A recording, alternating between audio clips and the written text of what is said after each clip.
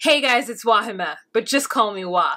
Melanated! Welcome to my recap / review of Love After Lockup Season 2, Washing the Prison Off. Anytime Clint is on the screen, it just like makes my heart pitter patter because his segment is so good. He's my favorite village idiot. You just can't help but laugh at the fool. Welcome to those of you who are new, and thank you to those of you who keep coming back every week. This episode was so good, and I just love that it's just an hour. You just sit back, they give you everything, but not too much, and it's just like, thank you so much, WeTv. Is it Sharp Entertainment? Is this the same producers as 90 Day Fiance? You guys are doing such a good job with Love After Lockup. Don't forget to hit the thumbs up, you guys, and like this video. Don't forget to subscribe to my channel. Don't forget to share it with friends and family who love Love After Lockup and introduce them to me. You know what I'm saying? It's the new year. It's new year. Give a little bit more to people in your life. Give them me. Thank you so much to you guys who follow me on Instagram. If you'd like to know a little bit more about my day-to-day, go on ahead and check me out on Instagram. Let's do a little preview for Instagram. Hey Instagram, so we are filming Love After Lockup review right now. This was a good episode. I'm hoping that this video will be up on Monday, but you know, one never knows. Let me know what you guys thought of Love After Lockup, okay? Reply to this. If you notice that my energy is a little down, it's because I just finished watching Bird Box and I should not have watched it. So it just completely drained everything out of me, but I will be filming a review of that, and I'm filming it right after this. I should actually just film it first. No, I need to feel some joy in my life. Okay, so the first couple that we're gonna start with is Caitlin and Matt. I am so sorry for Caitlin. Like, this is a train wreck that I almost don't want to watch because I'm already on her side. F Matt. He is the worst, and she is making the wrongest choice of her life. The wrongest. Yeah, I said it. The wrongest. So we start their scene off where they're driving down away from the prison. It's been 22 minutes out of the prison, I guess, after they went to that Quickie Mart and bought like whatever. Matt is saying that it's a little overwhelming for him right now, and Caitlin's being understanding and loving, and she's told him that they're going to a secret little cabin hideaway, that they're not going directly back to his mom's house. So he's excited, and he starts to talk about soap and how much soap costs and not to drop it, and he doesn't want to see any more bars of soap anymore. He wants liquid soap, and she's like, ooh, I bought you a little poof poof, you fancy now. And I was like, oh, is using a poof poof and liquid soap fancy? We are in two different worlds, you know? Oh, my energy is so low. Bird Box, don't watch that movie. Caitlin, she is just in for a world of hurt. Matt says this, and I'm just gonna quote it because I can't even do a reenactment of it. They're driving in the car talking about soap, but we cut to a voiceover of his confessionals, of him talking to the producers about prison and how he's never actually successfully gotten off parole. So every time he's been paroled for whatever reason he was in prison, he's always managed to break parole or to do something to get him sent back. It seems to be the story of the other prisoners from this episode as well. Like, they just can't get past parole because they always mess up when they get out. So Matt believes that with Caitlin's help, he's going to do better this time. He's going to figure it out. He's going to do what he needs to do. Of course, he wants a job, but he only wants a job that he'd be happy working. Matt starts to drop us little nuggets, right? We start to realize that it's not going to be good for Caitlin. And one of the first nuggets that we get is that he says that he doesn't want to go back to jail, but if he does, he's gonna be okay. In fact, I'm just gonna read the quote for you. I never want to go back, but if I do go back, I'm gonna be all right. I'm gonna be thriving in whatever situation I'm in. If I'm in prison, I'm gonna thrive and be okay. And then I realized that Matt and I have two different definitions of the word thrive. Like, I don't think that Matt understands what the word thrive is. And I think maybe somewhere he found a thesaurus, right? And he said, what is another word for succeed or successful? And in that thesaurus, I'm pretty sure that thrive is probably a synonym to success. However, thrive, right? You know what I'm saying? The word thrive means, of the Webster's dictionary. Hey Siri, what's the definition of thrive? Thrive means of a child, animal, or plant, grow or develop well or vigorously. Grow or develop well or vigorously. To prosper. Grow or develop well. And I don't know if anyone will be able to grow and develop well in prison. Maybe if you need prison in order to not be the worst individual in the world, but most people don't thrive in prison. And if they do, it's for all the wrong reasons. This person thinks that he is going to thrive in whatever circumstance he's in. And my question is, if you're thriving in your current circumstance that's outside of prison, then you would never go back to prison. So to say that you thrive in whatever situation you're in is a falsehood, because you don't thrive outside of prison. You're not thriving, Matt. You're not a person that knows how to thrive. You've never thriven. That's not a word, but you've never throve, okay? Ever. This person is not prepared to come out of prison and be somebody that Caitlyn should be in a relationship with. She is, I mean, she is not, you know, the most. Caitlyn deserves better than Matt, is what I'm trying to say. She seems like a nice person who's decent. She seems like a nice, decent person. She might not be, but she seems like one. And Matt is gonna do nothing but just drag her into the muckety muck. You know what I'm saying? She's already on the side of the road and he's just gonna pull her into the bank, pull her down into the weeds. Just gonna, like, she's just gonna grab her foot and just yank her. And I really hope that she is able to pull herself and realize that he is never going to be the person that she hopes he's going to be. And another thing that we pray is that she is on birth control.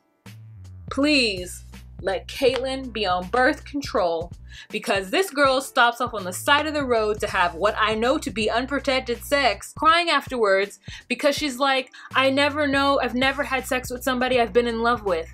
And my heart breaks because I want that for her. I want her to be happy in that moment, but I wish it were somebody that was worth spit. You know what I'm saying? Matt is just so light years behind. He has had not one moment of therapy. He doesn't understand anything about what's happening in life. And then he's talking about having kids with her. I'm not sure what happens in between there, but let's cut to the next morning when they finally get to the cabin and wake up and they're having conversation and he wants to marry her. And Caitlyn's like, I don't care about getting married. And he's like, like Matt doesn't even understand what the word marriage, commitment, like any of that is. Like, he does not get it. That concept completely like just rolls right over his misshaven head. It is so crazy that he would think that he is in any position to marry anyone on the face of this planet in his current state.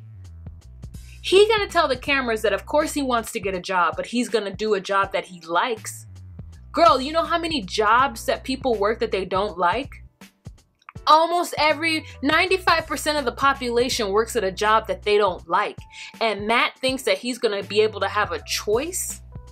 He's trying to marry this woman. He's trying to come out and live a better life, but he's gonna tell the camera that he's only gonna work at a job that he likes. Caitlyn, girl, he is never gonna hold down a job. There is nothing good about this couple, and I just feel so bad I can't even laugh at them. And then he gonna wrap a little flower around her finger, talking about, I don't have a ring for you right now, but here's a flower. Caitlyn, that community girl, she's better off to just she need to just let that man back into the community. Okay, she made a mistake. She caught a fish that she thought was gonna do something, thrive, I guess, and she needed to let him back into the community and tell somebody else to come pick his ass up. He's talking about that normally he'd be already out like having some fun, trying to get on drugs and do whatever at this time. Oh, girl, I mean, just so bad, you know? I feel like, all right, let's move on. So the next couple that we're going to talk about, Clint and Tracie. Now, there's just so much fun about Clint. He's so silly. Clint is a silly, silly man. So we start off this where he is getting ready to go to the prison that for whatever reason is in the middle of a city. I have like, that sounds like the worst torture ever, bro. Like, your prison is in the middle of a city. It isn't even out in the country, so that if you do get to go outside, you're just out in like nature and you're away from people. But to be in a high-rise prison, bro, that sounds like the worst torture. People are hustling and bustling and living their lives, and you are stuck in a concrete skyscraper. No.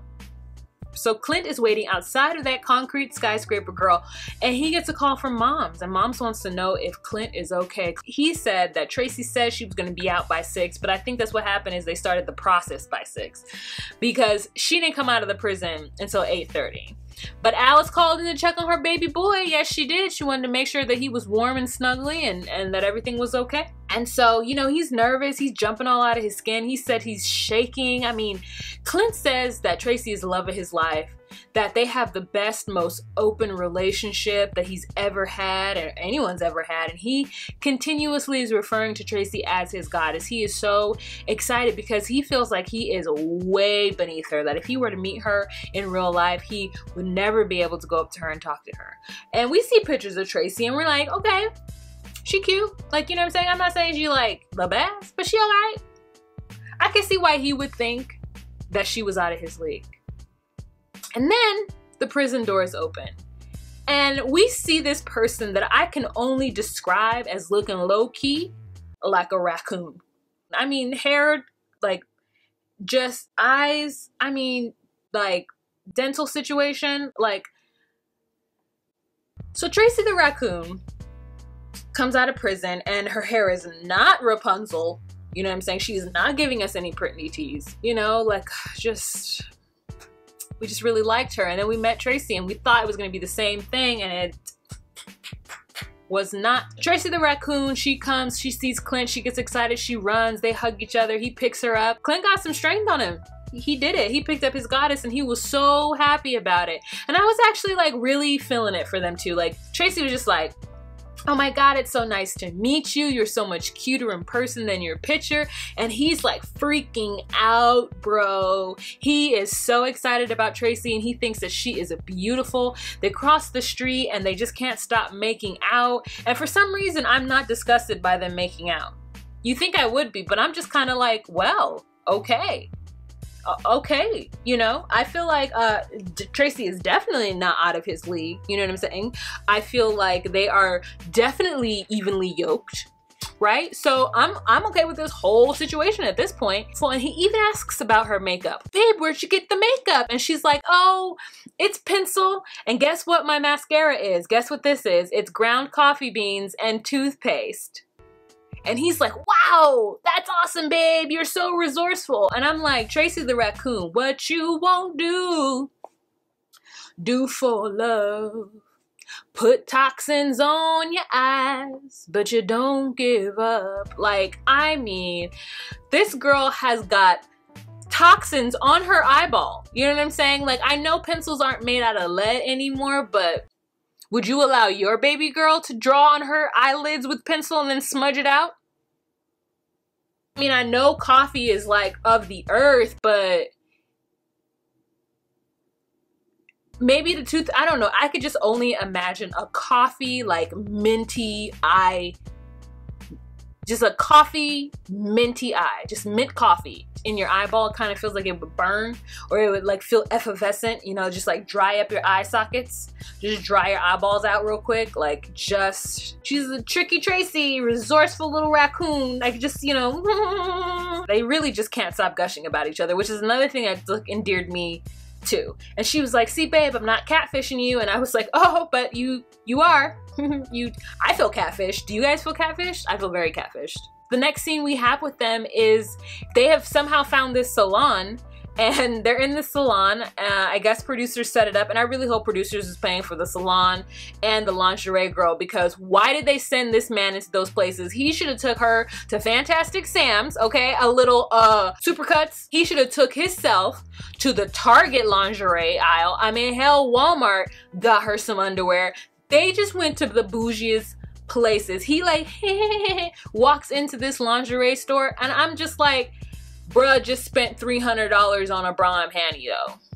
He about to blow through all his money. Talking about he only had $1,000 for 3 days and he's already spent $900 in the first day and he hasn't even gotten her food yet. So anywho, that's just the overview. Let's get a little deep into it. So they're at the place getting her hair done and for whatever reason she has to tell the ladies that she just got out of prison, which whenever they say it shocks the person. So that woman is just like, okay, and she was like, now I guess well, let's conduct this interview. So as she's doing her hair, she's asking her why she went to prison, what her expectations are outside of prison, and TRACIE gives us a little backstory on who she was and how she was a wild person and she's never again been able to get from parole. You know, she's always broken parole because she's a grown-ass woman and no one was gonna tell her what to do. She wasn't gonna be home at 9. Take me back to jail then. I do what I want, you know? She originally went to jail for fraudulent payroll checks, so that sounds a little bit more. And she said that she didn't think she was gonna get the time that she got. She thought she was just gonna go to state. But no, girl, they put her in federal for 2 years. So that shocked the hell out of her. And she's right now, you know, doing what she needs to do to be a better person because she's like, I'm 38 now. I have to act like an adult. I gotta leave that little girl stuff to the side. I need to make better choices. And then the hairdresser is like, wow. Oh. Wow. Yeah. Well, you deserve a second chance. For her to get her hair done is gonna cost $350, but Clint says that that's his goddess and she is worth it. She gives him some direction. Girl, she's obsessed with pomegranate and she wanted pomegranate mango body wash. And if he couldn't find that, he could just get whatever. But what she wants is the pomegranate mango body wash. I wonder what brand it is because that doesn't sound like it can smell that good. It sounds like it smells very fake and chemically and I kind of want to smell it.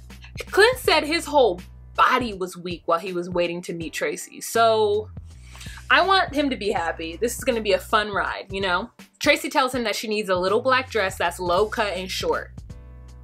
And he comes back with a dress that's not black at all. It's like nude with like a black lining over it and it barely fits her, but he is so excited. And I actually think her hair looks good. So the ladies at the shop hook her up, you know what I'm saying? They do a little lip, they do a little eye. It looks exactly the same, but you know, to each his own. And she's having a little drink, which I already think is probably against her parole. She is having drinks while getting her hair done, 2 hours out of prison, and I'm pretty sure she's already broken parole on camera. Okay. It sounds though that TRACIE doesn't know that they're getting married.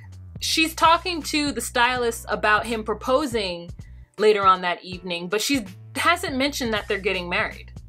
So I don't know, is he gonna surprise her with marriage or was she just keeping that little bit under wraps because she knows it sounds crazy.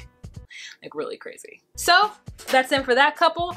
For those of y'all who were upset at Steven, sorry for the 90 Day Fiancé crossover, but y'all gonna be pissed off at Marcelino, boy. He is a nutter butter. So next we have Marcelino and BRITTANY. Marcelino and BRITTANY. I really like BRITTANY. I really like her. I think that she's had a fair amount of counseling while in prison. If she hasn't had counseling while she's been in prison, she's definitely been listening to the right people while she's been in prison because she has got some really great, I think, meet me where I am reflections as to where she is and who she is, and I really dig it. Where we pick up for them is they're in their car and they're going towards one of the casinos. He's gonna show her a good night. He's got a hotel. They walk in and she's a little overwhelmed because she feels kind of self-conscious because she's in her prison clothes. Now, I, for one, couldn't tell if they were prison clothes. I think if I were to see her in real life, I might think she's like a nurse and a windbreaker, you know? But she's just feeling really uncomfortable, and that's absolutely fine. I'm really glad that she was able to voice that and speak on how she was feeling. And so she tells Marcelino this, but he's a little bit more preoccupied with like ushering in his version of what he wants her to see. So he like takes her to this store in the casino or in the hotel that has like a mermaid shop, and he's like, look, babe, and she's like, yeah, can I really just go change my clothes? Because at that point, it's the second time asking him, you know, and telling him that she's uncomfortable uncomfortable and that she wants to change clothes. So he's like, yes, babe, we will. But after the tour of this entire casino, I want to show you it. I'm your knight in shining armor. Let me be your knight. Dun, dun, dun, dun. Captain Save-A-Ho. So finally he allows her to go upstairs, and in the room is an assortment of interesting items that are supposed to tickle her pink, but just tickle me pink because it's hilarious. So first we see flower petals all over the floor. Okay, cute. Cameraman obviously already in the room, cute. And then we see this like gold purse that looks like he got it from either an antique store or some store pretending to be an antique store. Like a big clutch, you know, with the like old-timey like top, like clutch is the only way I keep saying that word in hopes you'll understand how that it closes and make that. Anyways, and it has this like one wire like handle that you're supposed to hold it like this. And then we see a scraggly white teddy bear that has flowers on it. And then we see a dress on the bed surrounded by flowers. And I think he's decided that she is his pin-up fantasy. So he purchased things that a woman of that era would have worn. And he completely misses the mark. She just really wants to wash the prison off her body, and she's grateful for all the things, but she's like, I just need to get into the bathroom. I just need to get into the bathroom. And I'm just like, Marcelina, can you please send the cameras out, bro? Like, what seems like it's going to be the new normal for Love After Lockup is to give us scenes of people having sex or like alluding that people are going to have sex. And it's like, we don't need it. We already know that they're going to. We don't need to have the camera staring at a closed bathroom door. We don't need it. We just don't need to hear it. We had to hear Caitlyn and Matt. Now we have to hear these two? Girl. Brittany lets us know that Marcelino later does something very hot, which is that he like not only lifts her up, but lifts her up. And that makes me really like him, you know? But then we go to dinner. And Marcelino then says, okay, so is it too early to start planning for the future? And she says, yes and no, you know, trying to appease him. But really the answer is yes. You know, she's only been out for a couple of hours. She's not ready to have her pros and cons Venn diagram conversation about their future. She's not ready to plot out the roadmap for the next 5 years. You know, she just like wants to eat this meal. She acquiesces and then answers a little bit and, you know, says, yeah, okay, we can kind of talk about it. And so she basically tells him that. She's like, I'm not ready to do that. If you want me to give you absolutes right now, I can't. And I hope that's enough for you. It's not enough for him. He's like, no, we have to have a game plan. I'm a grown man or something. I'm 40, he says. And like, you know, I think that life is built upon milestones and we have to map it out. And she's just like, well, no, I understand. But what I'm saying is like for where I'm at right now is that mapping it out and trying to do all that is not where I'm comfortable going right now because I don't want to set too much expectations up for them to fall apart. And I'm like, you know what? That's so true. I feel like anybody who is an addict knows that that is kind of how you have to go about your day. You take it one day at a time. Yes, you set goals, but you take it one day at a time because there might be setbacks. And if you set a goal and you are so rigid with it and you don't factor in the life and that things happen, that the disappointment can take you into a spiral if you don't manage it, right? And that's why I said I think that she's been in therapy because it sounds very level-headed, but he's like, no, hardcore concrete plans. That's how we're gonna get through this. And then he's mad at her because she won't let him speak, but she's just trying to explain to him and he keeps trying to interrupt her and she finishes her thought and then he gets upset because her thought makes sense and tells her that she's making little snide remarks. And I'm like, oh, he thought she was dumb. He thought that he was going to tell her what to do and that he was going to get little to no resistance. And he's upset because he can't save her. She's on the way of saving herself. He's a manipulator and he's going to tell her, oh, well, if you're not going to listen to me, why not so just let this whole thing go? What? How long has she been out of prison and you're already telling her, you're already threatening to leave her and we should just let this whole thing go? She has so much to lose and you're going to say that to her? Marcelino, you wrong for that, bro. Because he's her elder, he thinks that she should stop and listen to him and that she's gonna have to learn that. And she says as much in her confessionals, that he seems like he's this strong person who's got it together, but he really is overbearing, aggressive, and manipulative, and he is. I mean, I don't know if she said manipulative, but I'm saying it. I'm saying it for her. And he's gonna end up causing her to relapse. He's not good for her. He needs to go to therapy and he needs to figure out his shit. So she's eating food and he takes her plate and moves it over to the side. And she's like, I wasn't done with that. He does not give her the plate back. So as far as I'm concerned, Marcelino, I'm done with him. It's crazy though. I'm on the prisoner's side. Anyway, so she then says to him, well, I guess I'll just see you upstairs then. And she gets up and she goes upstairs and she talks to the camera about how she's feeling. And I think she's perfectly in the right. And that's the end of their segment. Okay, so the last couple that we're going to talk about today, Meghan, not Markle, Sarah and Michael. All right, so this segment had a little twist in it, girl. He's still top tier fuckboy #1 who could give classes in the fuckery, but I don't hate him as much after this. I don't think of him as, I don't know why. Anyways, let's get into this. So, where we left off is that Meghan is upset because she could not go to Michigan to see Michael. Meghan, we see her, she's at her parents' house. They have this whole fake setup of her getting up in the morning, going downstairs, getting some coffee, and her brother coming downstairs and having a conversation with her. And he's like, so you just forgive him like that? And she's like, well, he explained that he had something planned. And the brother's like, yeah, if y'all have a wedding plan and he just decides he's not gonna show up to your wedding, how you gonna feel about that? This might be a precursor to that, sis.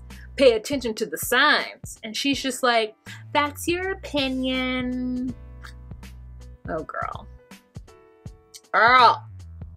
So then we get to Michael and Sarah, and their meeting is like heartfelt, and she's crying, and she's saying how much she loves him. She's left little Aviana somewhere, and they're in the car, and Michael turns to her and says that he loves her, and it's just all BS. It's all BS, because producers asked him in his confessionals, what did he think about wearing the shirt that said King and Queen? And he was like, you know what, Sarah is a queen, but she's not my queen. And producer was like, who your queen? And he's like, Meghan. Meghan's my queen. And I'm just like, oh my God, his top tier fuckery is coming through the screen. And I'm actually like, aw, girl, he got me convinced. Trash, he's trash, but he's not as bad. Not as stinky trash as he was before. I don't know, I'm so confused. Michael's got me in his grips. Oh no, girl. So the one thing that I will say for him is that I really do hope, I mean, it really makes me mad that he went to prison at 15 for Grand Theft Auto and was tried as an adult. Like, the prison system is ridiculous, and it makes me mad that it happened to him. So I'm a little bit like, bro, man, I'm sorry, bro, I'm sorry. That sucks. You know what I mean? Like, you're just like, dang, racism is like crazy. Meghan is like, she finds out that he's been let out of prison and he hasn't contacted her. He's with Sarah, duh, he can't. And she's upset about it. And she's like, you know what? It's been 1.5 years of me waiting by the phone, waiting for him to call, and I'm not gonna do it. I am not gonna do it. I'm not looking at my phone at all. She like edges around her phone in the kitchen and she's like, I'm not looking at my phone at all. I took the sound off, so I don't even know if it's ringing. It's over there somewhere. Sitting really nicely in the kitchen on the table, and she's like cleaning up around the phone, not listening to it, not looking at it. She don't care. I'ma clean these counters. I'ma have a missed call from Michael. Okay, he's gonna know what it feels like. I'm not waiting for him more. I thought that he was playing Meghan this whole time, but he's playing the both of them, but he's gonna put them against each other because that's just gonna give Meghan fuel. Like, he loves me, even though he's trash to his own baby moms, who he married. He married her. I wanna hear that story. Did she trick him? Did she just bring like a Bible and a preacher and was like, let's do this? And he was like, what? Oh my gosh. Oh my gosh. I mean, I don't know why. I'm just like, I just don't know why I'm not as mad at Michael anymore. And I should be mad at him. He's terrible. He's a horrible person. He's a terrible human being. But Meghan's his queen. Poor Sarah and Aviana. Poor any woman that has to deal with Michael, for real. We didn't have any Lizzie and Scott today, and we still have no Angela and Tony, so... But I'm fine with it. We don't need Angela and Tony, actually. Like, it's already enough. It's just enough the way it is. It's just perfect the way it is. Alright, you guys, thank you so much for watching this video. Let's have a kiki and a conversation down in the comment section. Don't forget to like this video. Isn't this the craziest thing? But isn't it so good? Also follow me on Instagram. All right, you guys, remember to be you, be true, and find your place. Bye.